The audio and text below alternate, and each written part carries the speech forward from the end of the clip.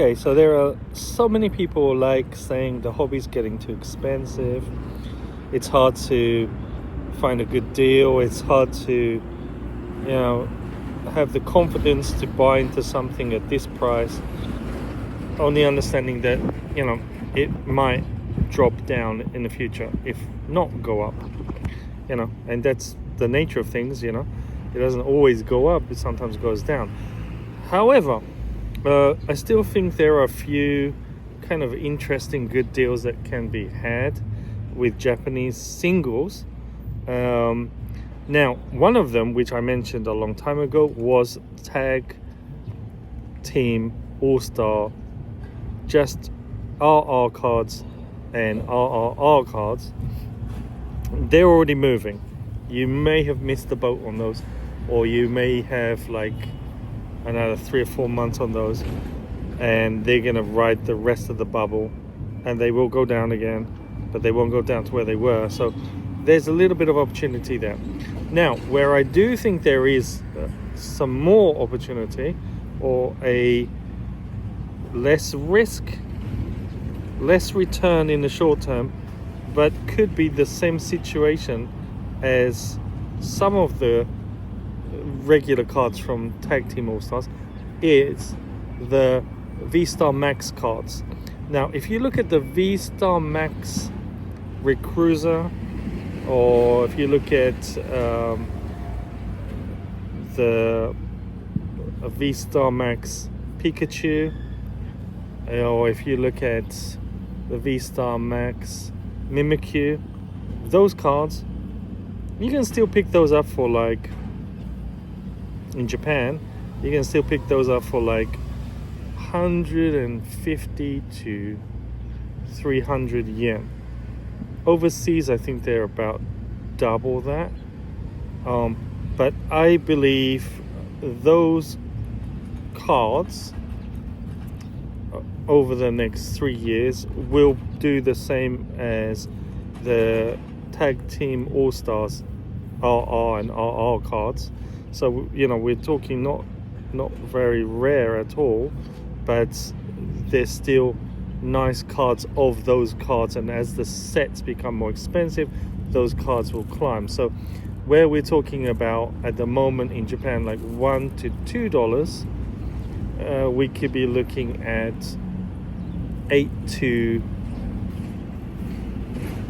$20 in 3 years from now, because that's what happened with other sets. And that's how I approach this as well. I look at what's like super cheap now. I look at what cards are popular, and if these sets became expensive, what cards would climb.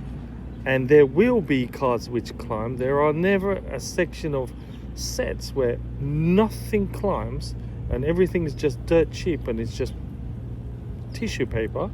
It never happens. So I pick up, when I see those cards in like Book Off or something like that, there's no damage on them, and sometimes they're put into the 33 yen bargain bucket when they've filled up with too much stuff. That doesn't happen recently, but about 2 or 3 months ago, I picked up maybe like 80 to 100 of those kind of cards, and for like, what is that, like 20 cents, 15 cents a card? Can't go wrong with that. And then sit on that, and then like in 2 or 3 years, when you look at the card prices, and you're like, whoa, that's a $15 card, and everyone's going, I don't think so, whatever, right? Because it's not something everybody wants right now. But if you've got a limited budget of like $5 a week, there's 2 to 3 cards straight off the bat. I mean, obviously, if you're doing postage or whatever, maybe not so much, but still, a lot of these cards, boxes are being opened in the US or the UK or France or Germany or Indonesia or wherever it might be, and these singles are knocking around, and nobody really wants them until they want them. So I always do this as like a beginner's circle again. So I just look at the sets that everybody's looking at right now, and there are cards which are like they're just around, and everyone's like, they're nice, but I love the artwork and everything. But they're worth nothing. They're like $1 or $1.20 compared to the other ones, which are the same rarity level, which are worth like 5 cents, right? So those ones I filter out. If I find them, I buy them in bulk. I store them nicely, put them away, and just it's like a new vineyard of picking grapes for wine. You pick the grape's worth nothing. You crush it down, you make the wine, you store it in the barrel for a week, for a month, for a year, for 3 years, for 5 years. Now, some of the wines are going to be great, some of the wines are going to be okay, not so bad. And then if you just keep doing those little circles, you can buy into this market every single time with very, very low investment. But after you have, and that's why I'm saying this is medium to long term, if you're just in it like right now for the FOMO, whoa, let's go, this isn't for you. But if you're here for 1 year, 2 year, 3 year, 4 year, 5 year, 6 year, 7 year, 8 year, 9 year, 10 years, then you've got those circles going on, and that wine will be coming to maturity every 2 or 3 years on those cheap cards, which will keep pulling money back into your pocket when you sell those, so that you can put that together and then buy something a little bit more exclusive, or buy a little bit more deep on something that came out, so you can store it in your closet for later.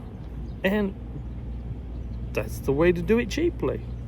I mean, you still have to sell it. That's my problem.